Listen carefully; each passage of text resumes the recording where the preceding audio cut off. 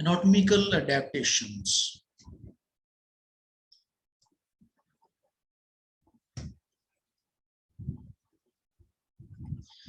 What is plant adaptation? From the very beginning of the formation of the earth, the environment is changing day by day. As a result, each and every organism in here need to make itself fit with the changes happening around. From that perspective, adaptation is a compulsory and most present issue in every organism born and survive here.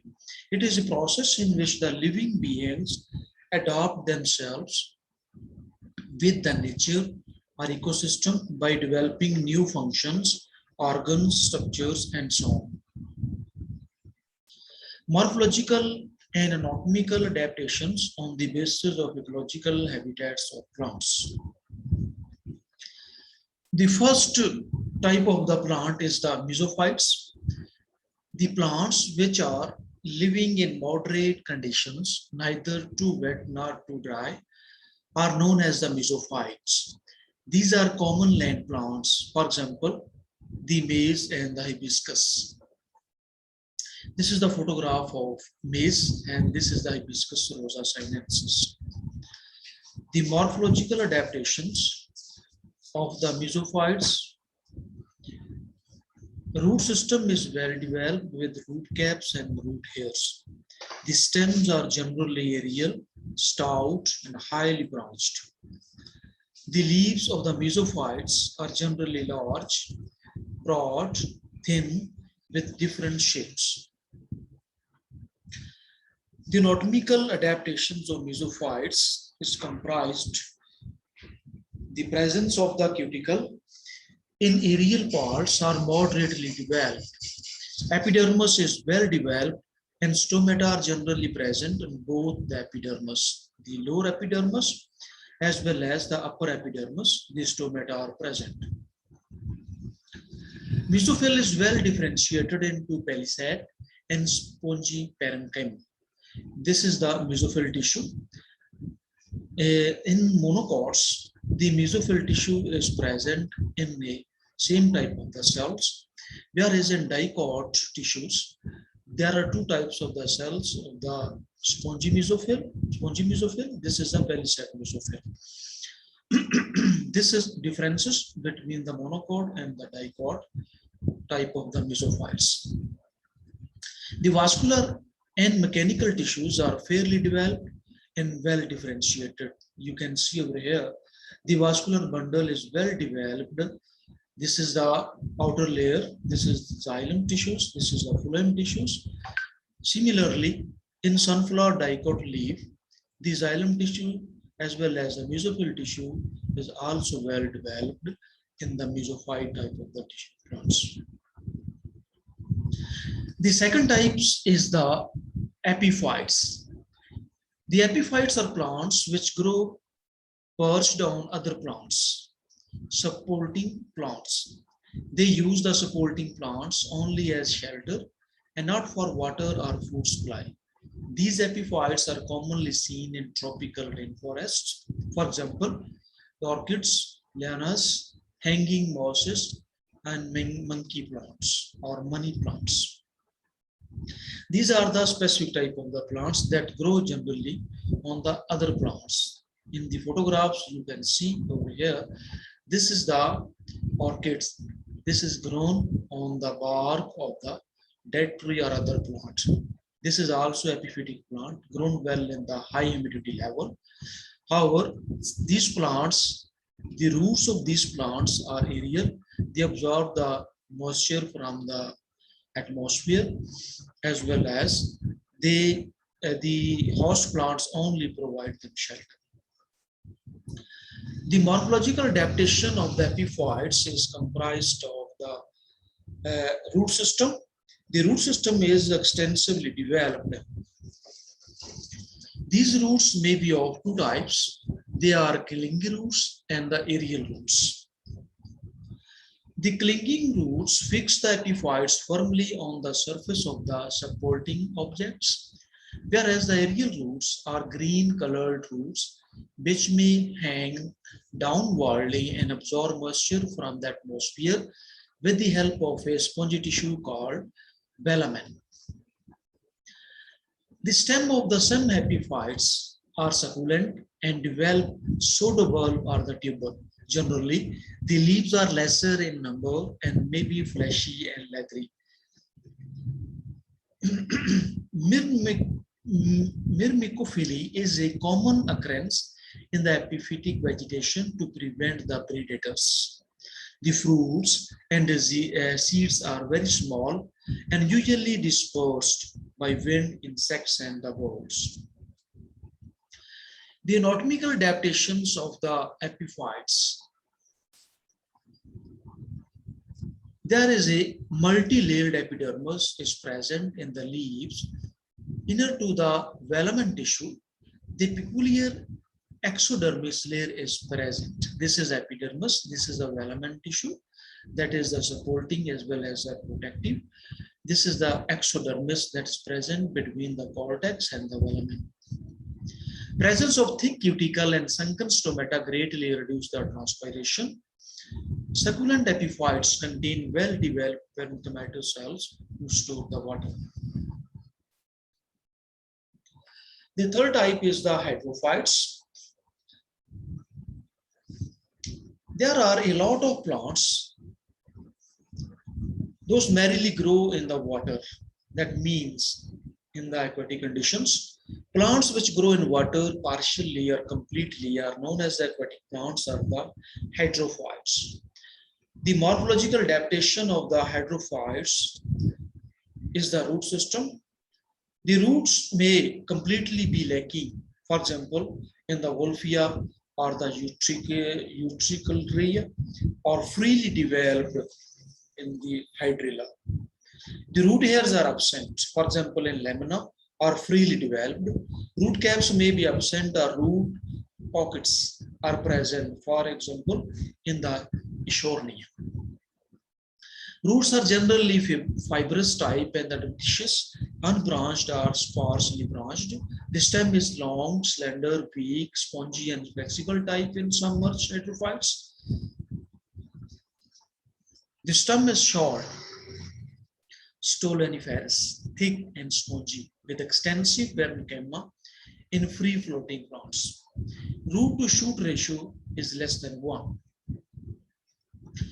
Leaves may arrange in alternate phyllotaxy, for example, in the Potamogeton, or the opposite, for example, in the Caveman or the word, for example, in the Hydrilla.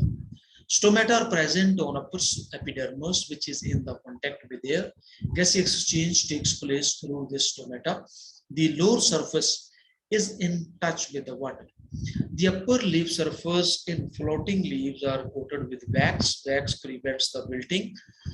The partially submerged plants show heterophily, presence of the different types of the leaves. For example, in the Ranunculus equidistans. The smooth layer of the mucilage covers the entire body of the hydrophytes. The flowers and the seeds are less abundant. The reproduction is mainly by vegetative methods. This slide shows the free-floating hydrophytes of different types that is generally present in the ponds. This is the Eschornia. This is Eschornia type of the plants, and these are the Nymphia or the Marsilia. This is Eschornia, this is the Pistachia. These plants have the roots at the substratum. However, these plants don't have the substratum, but the roots of these plants float over the water. The transpiration occurred through the upper epidermis of the plants. The anatomical adaptations of the hydrophytes is the excessive development of parenchyma, an elaborate system of the arenchyma. The arenchyma are the air spaces, are the huge, large spaces between the cells is present in hydrophytes. There is poor development of vascular and the mechanical tissues are there. The cuticle absent or poorly developed. These stomata are completely absent in the submerged leaves. There are chlorophyll present in all the tissues. The mucilage canals and mucilage cells are present, which secrete mucilage to protect the plant body. The, they, uh, they reserve food in it in the form of the starch grains, which occur in the cortex and the pith. There are schistolith, that is known as the secularies of the various shapes and leaves in the tissues. The photograph shows the anatomical structures of the hydrophytes. It is very clear in the Escherichia petiole. There is a air cavities, large air cavities are present in between the strips of the vascular bundles as well as the mesophyll tissues. Similarly, in Hydrilla stem, there is also large air spaces are present between the cells that help in the floating during their growth and development. The other type is the xerophytes. Xerophytes are plants which are adapted to dry or desert areas. They are a type of vascular plant to survive these harsh conditions. They have the special types of the features. For example, a cactus has white hairs which helps it to prevent water loss. Some common examples of xerophytes are the Casuarina, asparagus, etc. This is the cactus, generally grown in the desert conditions. Similarly, the aloe vera is also considered as a xerophyte as well as this is also known as in Urdu the berry. This type is also this plant has also been observed in the desert or the dry conditions and the high temperature conditions. The morphological adaptations of the xerophytes have the well-developed root system with root hairs and the root caps. The roots are the fasciculated. The stems are usually stunted, woody, dry, hard, ridged, and covered with a thick bar, maybe underground. For example, in the sacrum generally Urdu में इसको काना कहा जाता है. In Opuntia, phylloclade is covered with the spines. Stem is covered with thick coating of the wax and silica or the dense hairs. Stems may be modified into a thorn, for example, in the ilex and the cladodes in asparagus. The leaves are very reduced, small scale-like, sometimes modified into spines or the scales. For example, in the Casuarina and the asparagus. The lamina may be narrow or needle-like. Pinus are divided into many leaflets. For example, acacia are the succulent plants of the aloe vera. Anatomical adaptations of the xerophytes is comprised the well-developed vascular and the mechanical tissues. Thick cuticle is present in the epidermal layer. The sunken stomata are present all over the surface of the upper epidermis, lower epidermis, and on the all surfaces of the stems as well. Leaves are succulent, for example, aloe vera species, multi-layered epidermis in Nerium, Sclerenchymatous, and several layered hypodermis is also present, for example, in the Pinus species. The mesophyll is well differentiated, and the spongy parenchyma and palisade parenchyma are generally present. The stomata open during the night hours and remain closed during the dry. This unusual feature is associated with the metabolic activities of these plants. The chemical compounds of cell sap are converted into wall-forming compounds. For example, the cellulose or the suberin. Some enzymes such as catalases or oxidases are more active in xerophytes than is the mesophytes. Xerophytes bear hardened protoplasm that resist them from the heat and the desiccation. This feature enhances the capacity of the xerophytes to survive in the long period of drought conditions. Xerophytes have very high osmotic pressure. This high osmotic pressure increases the turgidity of the cells. The slide shows the anatomical adaptations, the structures of the leaves as well as the stem of the nerium and the cactus plants. You can see over here, this is the stem of the cactus. This is only opening from where the air as well as other uh, substances may enter into this system. In the system, such type of the xerophytes adapt themselves to produce the trichome hairs around the stomata. Sunken stomata that is generally present inside, toward the inside, internal side of the plant body, there's tap producing the transpirations. As well as there is a hinge cells. When flaccid, they cause the leaves to roll, creating a humid space. The lower epidermis, no stomata or reduced loss of the water. Thick waterproof cuticle is also present all over the structures of the cacti. Similarly, the Nerium oleander, this is a plant also xerophytic conditions. At the lower surface of the Nerium leaf, there is a sunken stomata are present. These stomatal chambers are covered by the hairs that are also known as the stomatal hairs. These stomatal hairs reduce the transpiration rate during the dry conditions or the desert conditions. This is also the different types of the stem structures of the cacti or other xerophytes. This is the very beautiful adaptations that is being seen in such type of the plants. The halophytes. These are the special types of the halophytic plants which grow on soils with high concentrations of salts. For example, the Rhizophora, Soneraceae, and the Avicennia. Halophytes are usually found near the seashores and estuaries. The soils are physically wet but physiologically dry. As plants cannot use salt water directly, they require filtration of salt using physiological processes. This vegetation is also known as the mangrove forest, and the plants are called the mangroves. The morphological adaptations in halophytes is the temperate halophytes or the herbaceous, but the tropical halophytes are mostly bushy conditions. In addition to the normal roots, many stilt roots are developed. A special type of negatively geotropic roots called nematophores with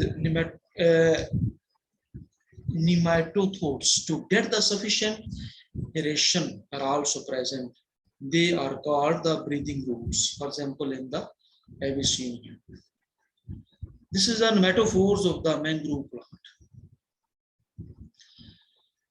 This is the root. This is a nematophore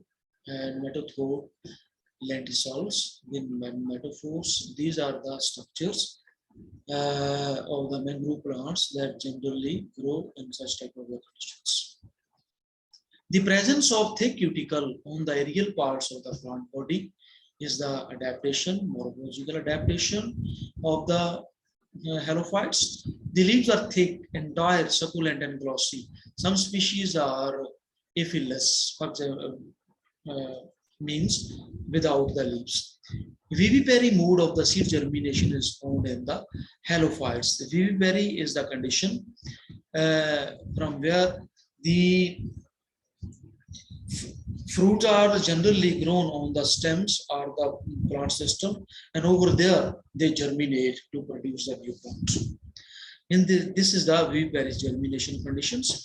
The succulent halophyte is known as the salicornia. The anatomical adaptations of the halophytes is comprised of the epidermal cells. Of stem is heavy, cutinized, almost squarish, and are filled with the oil and the tannins. Star-shaped saccharides and H-shaped, heavy, thickened spicules that provide the mechanical strength to the cortex are present stem. The leaves may be dorsiventral or isobilateral with salt secreting glands are also developed in such type of the plants. These presentations has been observed and the data was taken from these types of the references.